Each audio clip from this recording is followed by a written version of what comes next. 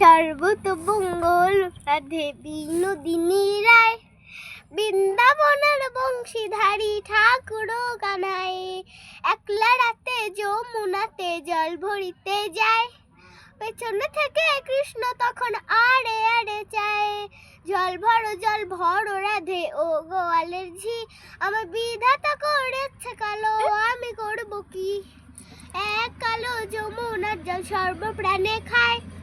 আর এক কালো আমি কৃষ্ণ সকল রাধে চাই। এই কথা শুনিয়া কানাই বাঁশি হাতে নিল, সর্ব হয়ে কালো বাঁশি রাধেকে বংশিল, ডান পায়ে বংশিল রাধের বাম পায়ে ধরিল, মোল মোল মোল রাধে জমিনে পড়িল, মরবে না রাধে মন্ত্র ভালো জানি, দু একখানা ঝাড়া দিয়ে বিষ পড়ি গোপানি, এমন অঙ্গ বেরুপি যে ঝাড়িতে পারে,